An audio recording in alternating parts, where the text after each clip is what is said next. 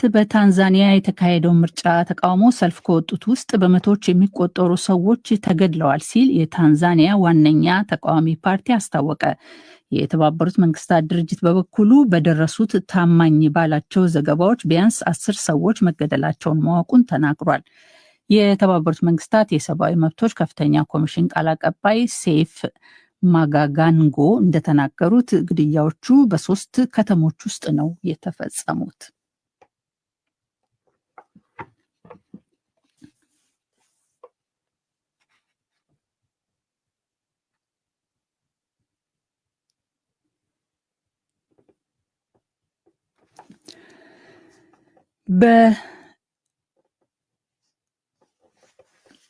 ቃል አቀባዩ እንዳሉት የደረሷቸው ታማኝ ዘገባዎች በዳሬ ሰላም፣ በሺንያንጋ እና በሞሮጎሮ የጸጥታ ኃይሎች ሰልፈኞችን ለመበተን በከፈቱት ተኩስና አስለቃሽ ጢስ ነው ቢያንስ 10 ሰዎች የተገደሉት። የጸጥታ ኃይሎች በሰልፈኞች ላይ ገዳይ የጦር መሳሪያዎችን ጨምሮ አላስፈላጊ ተመጣጣኝ ያልሆነ ኃይል እንዳይጠቀሙና ውጥረቱንም እንዲያረግቡ ጥሪ አቅርበዋል። ተቃዋሚ ሰልፈኞችም በሰላማዊ መንገድ ሰልፍ እንዲያካሄዱ ጠይቀዋል። በተለያዩ ቦታዎች ስርዓት እያስከበረ መሆኑን የገለጸው መንግስት እስከ ዛሬ ረፋድ ድረስ የሞቱም ሆኑ የቆሰሉ ስለመኖራቸው ያለው ነገር የለም።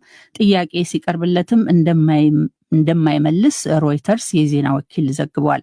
የሀገሪቱ ፕሬዝዳንት ሳሚያ ሱሉሁ ሐሰን ብርቱ ተገዳዳሪዎች ሊሆኑ የሚችሉ 2 ተፎካካሪዎች ከምርጫው እንዲገለሉ በመደረጋቸው ካለፈው ረቡዕ አንስቶ ተቃዋሚዎች የጎዳና ላይ ሰልፍ በማካሄድ ላይ ናቸው። የዓይን ምስክሮች እንዳሉት ፖሊስ አንዳንድ ሰልፎችን ለመበተን አስለቃሽ ጢስ ተኩሷል። ፖሊስ የመንግስት ቢሮዎችና ሌሎች ህንፃዎችንም በእሳት ከጋዩ በኋላ የንግድ ዋና ከተማ በሆነችው በዳሬ ሰላም ባለፉት 2 ሌሊቶች የሰዓት እላፊ ደንግጓል። ከረቡዕ አንስቶ ኢንተርኔት እንደተቋረጠ ነው። ፖሊስ ዛሬ የዳሬ ሰላም መንገዶችን ተዘዋውሮ በመጠበቅ ላይ ነው። የመንግስት ሰራተኞችም ከቤታቸው እንዲሰሩ ታዘዋል። ይህ ዶይቼ ቬለ DW ነው። የትራምፕ አስተዳደር ዩናይትድ ስቴትስ በየዓመቱ የምትቀበላቸውን ስደተኞች ቁጥር በከፍተኛ ሁኔታ እንደምትቀንስ አስታወቀ። ለነጭ ደቡብ አፍሪካውያን ስደተኞች ቅድሚያ ይሰጣልም አለ።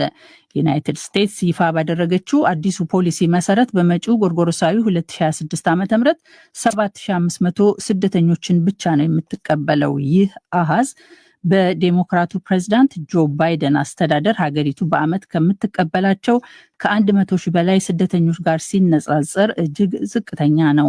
በዋይት ሀውስ ማስታወሻ መሰረት አሜሪካን ከጎርጎሮሳዊ ጥቅምት 1 ቀን 2005 ዓ.ም አንስቶ የተቀበለቻቸው ስደተኞች ነጭ ደቡብ አፍሪካውያንና በየሀገራቸው ህገወጥና ኢፍትሐዊ መገለል የደረሰባቸውን ሌሎች ሰለባዎች ነው። በጎርጎሮሳዊ ጥር 2005 ዓ.ም ስልጣን የያዙት ሪፐብሊካኑ ፕሬዚዳንት ዶናልድ ትራምፕ በተለይ የነጭ ደቡብ አፍሪካውያንን ጉዳይ በልዩ ሁኔታ እንዲታይ አድርገዋል። ቁጥራቸው ወደ 50 የሚጠጋ አፍሪካነርስ በመባል የሚጠሩት ከአውሮፓ ተነስተው ደቡብ አፍሪካ የሰፈሩት የመጀመሪያዎቹ አውሮፓውያን ዝርያዎች ባለፈው ግንቦት ዩናይትድ ስቴትስ ገብተዋል። በአንጻሩ ከመመረጣቸው በፊት በሚሊዮኖች የሚቆጠሩ አሜሪካን የሚገኙ ሰነድ አልባ ስደተኞችን ለማባረር ቃል የገቡት ትራምፕ ስልጣን ከያዙ በኋላ የዩናይትድ ስቴትስን የስደተኞች መቀበያ መርሃ ግብር የሚያቋርጥ ልዩ ትዕዛዝ ፈርመዋል። የብሪታንያው ንጉስ ቻርልስ ሳልሳዊ የታናሽ ወንድማቸውን የቀድሞውን ልዑል አንድሪውን ዘውዳዊ ማዕረግ መክፈፋቸው እየተወደሰ ነው።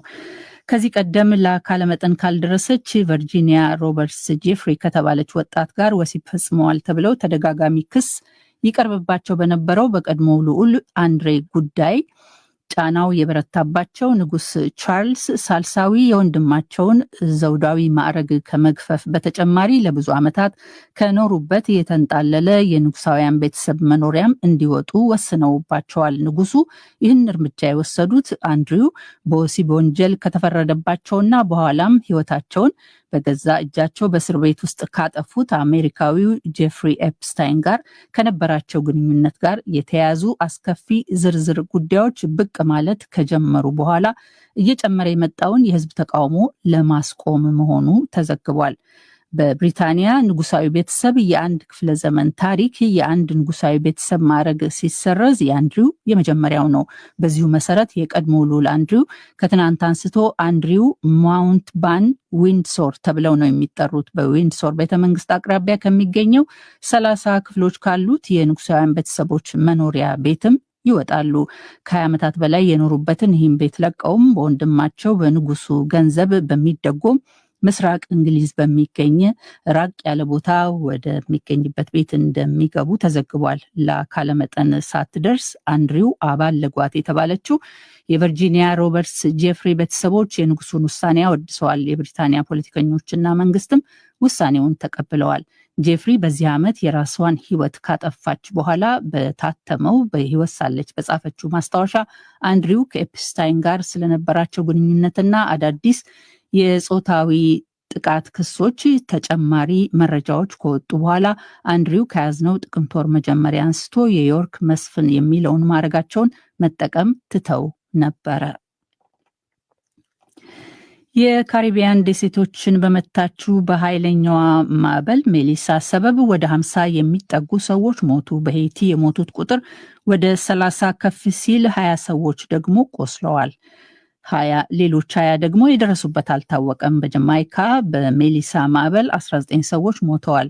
ከጀማይካ ተነስታ በኩባ አድርጋ ሌሎች የካሪቢያን ሀገራትንም እየመታች በፍጥነት በመጓዝ ላይ ያለችው የሜሊሳ ማዕበል ዛሬ ማምሻውን ጫናው የበረታባቸው አሜሪካና ምስራቅ ካናዳ የወንድማቸውን ዘውዳዊ ማዕረግ ከመግፈፍ በተጨማሪ ለብዙ ዓመታት ከኖሩበት የተንጣለለ የንጉሳውያን ቤተሰብ መኖሪያም እንዲወጡ ወስነውባቸዋል። ንጉሱ ይህን እርምጃ የወሰዱት አንድሪው በወሲብ ወንጀል ከተፈረደባቸውና በኋላም ሕይወታቸውን በገዛ እጃቸው በእስር ቤት ውስጥ ካጠፉት አሜሪካዊው ጄፍሪ ኤፕስታይን ጋር ከነበራቸው ግንኙነት ጋር የተያያዙ አስከፊ ዝርዝር ጉዳዮች ብቅ ማለት ከጀመሩ በኋላ እየጨመረ የመጣውን የሕዝብ ተቃውሞ ለማስቆም መሆኑ ተዘግቧል።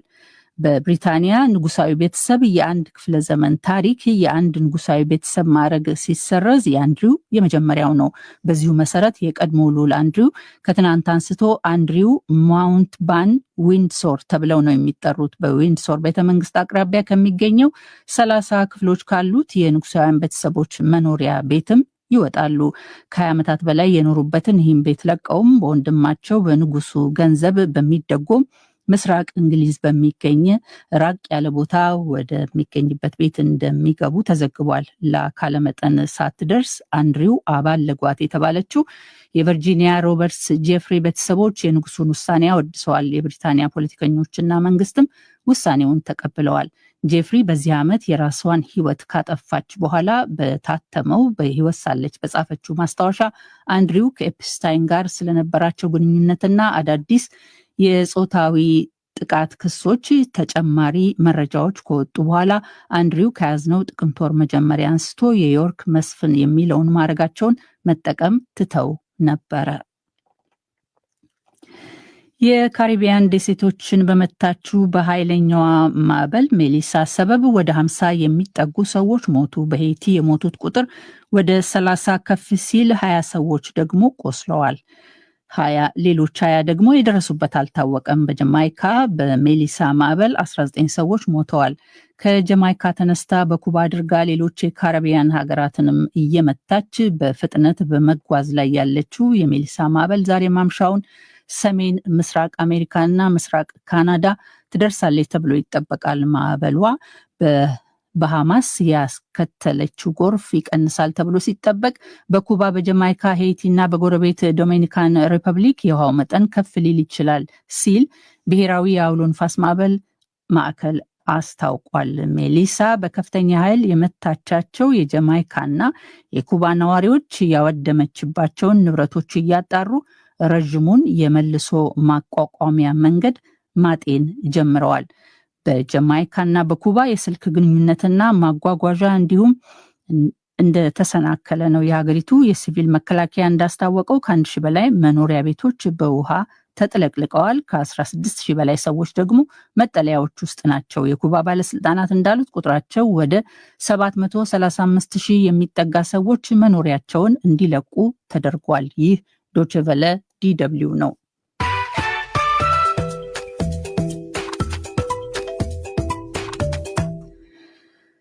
ከዶችቨለ ዜናውን ለማቋት እነሆ ዋና ዋና ርዕሶቹን በድጋሚ። የኢትዮጵያ ኦርቶዶክስ ተዋሕዶ ቤተክርስቲያን ቋሚ ሲኖዶስ በምስራቅ አርሲ ዞን አስተዳደር በ4 ወረዳዎች ውስጥ በሚገኙ የኢትዮጵያ ኦርቶዶክስ ተዋሕዶ ቤተክርስቲያን እምነት ተከታዮች ላይ ማንነታቸው ባልታወቀ ታጣቂዎች ተፈጸሙ ያላቸውን ግድያዎች አወገዘ። የኢትዮጵያ የሃይማኖት ተቋማት ጉባኤ በኢትዮጵያ ኦርቶዶክስ ተዋሕዶ ቤተክርስቲያን ካህናትና ምዕመናት ላይ በተፈጸመው ግድያ ማዘኑን በመግለጽ መንግስት በአካባቢው አስፈላጊውን የህግ ማስከበር ስራ እንዲሰራ ጥሪ አቅርቧል። በዚህ ሳምንት በታንዛኒያ የተካሄደውን ምርጫ ተቃውሞ ሰልፍ ከወጡት ውስጥ በመቶዎች የሚቆጠሩ ተገድለዋል ሲል